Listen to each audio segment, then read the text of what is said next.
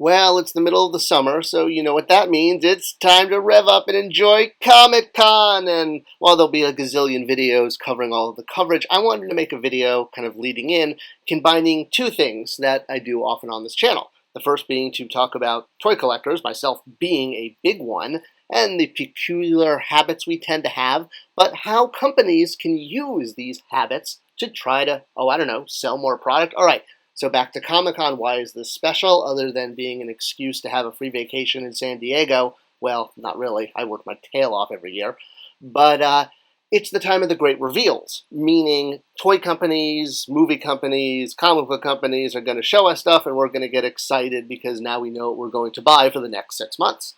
And yes, before the internet was the internet, obviously learning about this in person had, more oomph, the before times, or even the pre-COVID times when San Diego Comic-Con and New York Toy Fair could be as big as they were. That's kind of faded as well. Hopefully it's on its way back, though. Hopefully.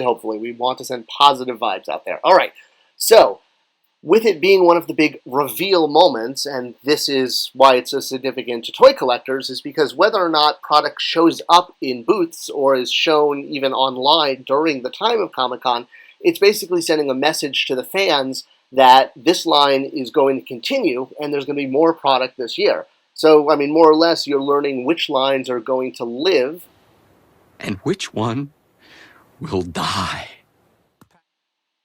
So yeah, I was always really into these big moments of getting to reveal product, and nothing made me happier than when collectors and the people who make the toys could come together in one room at a press event and actually just everyone just enjoy the love of what they're seeing. All right, so why are we talking about all this? Well, collectors have an interesting behavior of prejudging, and that should be celebrated. All right, why are we talking about this? Sure, you want to say don't judge a book by its cover, and, don't judge a nerd by how many toys they have or how many Laserdiscs are in the back of their closet. Well, what I'm saying is that when toy collectors are buying items, we do it way in advance, and we categorize it, meaning we see a toy and we say, I'm going to buy that, I'm definitely not going to buy that, I might not need to see that first before I buy it. But we make these decisions pretty rigidly, and not only that, but we break things down. And there aren't other hobbies that really have this type of buying behavior. Usually you're buying equipment to enjoy that hobby, like, you might need a saw if you're into archery, or a fish if you're into vase making.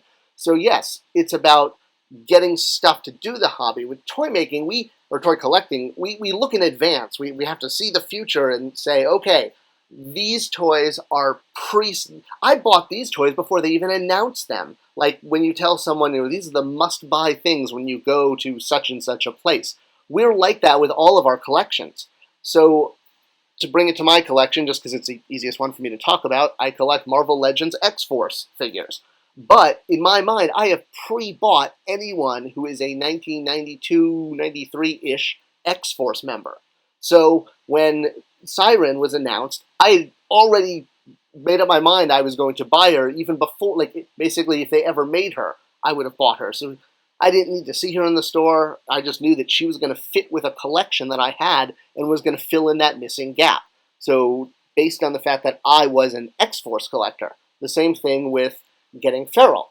Feral hasn't been announced, but the moment Feral is, yeah, I will buy her. So this is a toy I've already purchased that the toy company hasn't even maybe thought about making. Isn't that an interesting thought? Let me flip that on a different side. So with Marvel Legends, I also collect Spider-Man villains, but again, specifically the early 90s-ish era, because that was when I was coming of age and really into comics. So while I do collect Spider-Man villains, if they're not within that little realm, then I don't get them. That's where that sort of, predetermined mindset comes from, that there's actually grouping of things. No, you can't be part of this. So, as an example, these new Spider-Man villains that were recently announced, Negative Man, or Mr. Negative, and Inner Demon, they're newer villains. They don't appeal to me. And I didn't even need to, I guess I could have been convinced to buy them, but they weren't in that category. The same thing with pretty much any Avengers wave. I don't collect Avengers figures, although I did accidentally collect all of them. I'll link that video at the end for amusement.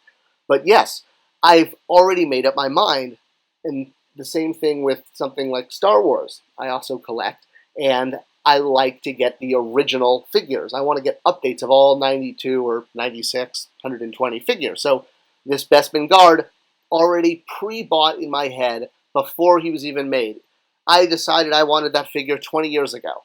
On the other hand, this Mandalorian Death Watch trooper, really cool looking, but doesn't fit in with what I collect. I collect original trilogy, and you can argue about Mandalorian being, right afterwards, but the point is, how can a toy company then win us over to buy product that we haven't pre-selected? Because most of toy collecting is about product we've already decided we're going to get when it's eventually made.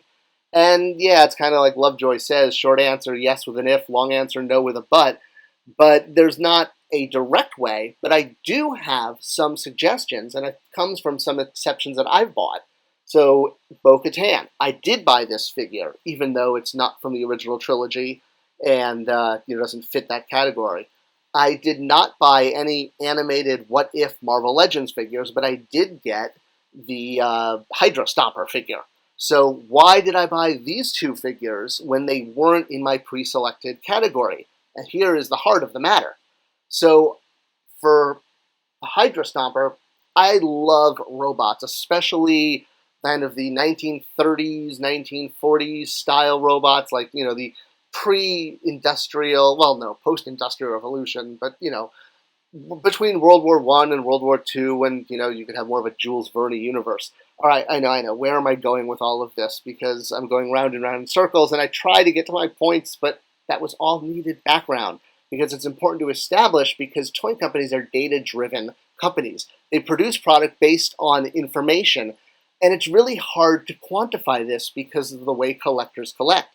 And I get the disconnect between, the staff at any Fortune 500 manufacturing company being like the execubots, but it's true. It's important that they know how to get their job done, which is get product to market. Learning about the IP or being fans is secondary and can be learned about by viewing a website pretty quickly.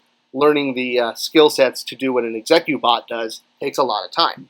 So I bought this figure because it appealed to me based on its just coolness factor, because I love these type of characters, these type of, robot-ish characters from, pre-World War II. I bought Bo-Katan because it was just such a good figure with the swappable head and the articulation. I was just so impressed. So that's category one. Make really good product. You make it really good, collectors will pick it up because it's just irresistible. And sometimes figures are like that.